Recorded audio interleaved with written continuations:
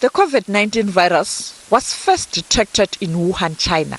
Since then, the CDC in that country has been working tirelessly to produce a vaccine to fight the devastating virus. Sinopham is one such vaccine. Now the World Health Organization has, after stringent assessment, approved the vaccine for emergency use. We have reviewed data on quality of the vaccines. That include outcome of an inspection of the manufacturing facilities. We also reviewed available data on efficacy and safety of the product, including the risk management plan, which is an important document because it's include the how we're going to monitor the performance of the vaccines after listing. So overall, and based on the robust assessment of this data and actually further clarification from the company, we concluded that the benefit-risk assessment was favorable for this inactivated COVID-19 BIBP vaccine. And therefore, we recommended actually this morning the listing of the vaccines for emergency use. Many countries were already using the vaccine after China donated many doses to poorer countries. In the SADC region, Zimbabwe is one country that has used the Sinopham to inoculate its population. South Africa had earlier announced that it will procure vaccines from China. This emergency approval will strengthen a case for the country to look to this BRICS member country for reliable vaccine supply. The World Health Body has also appealed to the G7 to invest in the rebuilding of the global economy. For G7 now, the most important and the immediate support we need is vaccines, vaccine equity.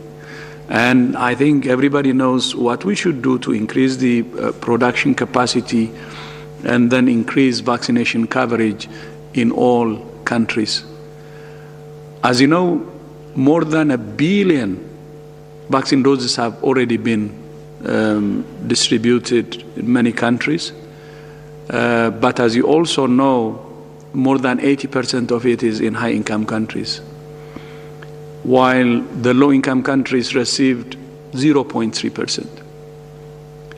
This is unacceptable. This kind of divide is unacceptable. The message from WHO and from partners is very much too focused. I think at this point many of us may have expected we'd be coming out of this pandemic and we'd be thinking about the future. We're not.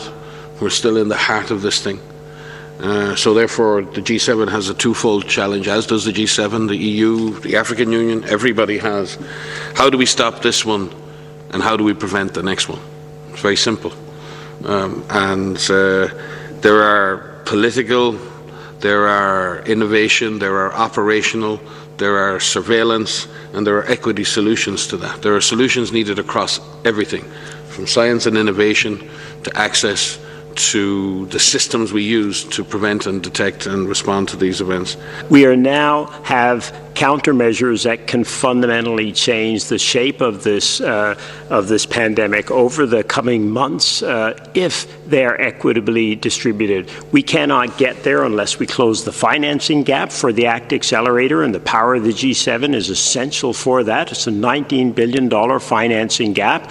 As our guest speaker would have highlighted, that pales next to the costs that we're incurring every single day for this crisis and the inability to get countermeasures to people who need them. So we need the finance behind it. The second thing we need is the sharing of scarce resources. The G7 have contracted much of the crucial countermeasures, the vaccines we've been talking about, and we need to be able to share not just the doses, but the production capacity. Sophim Quinn, SABC News, Johannesburg.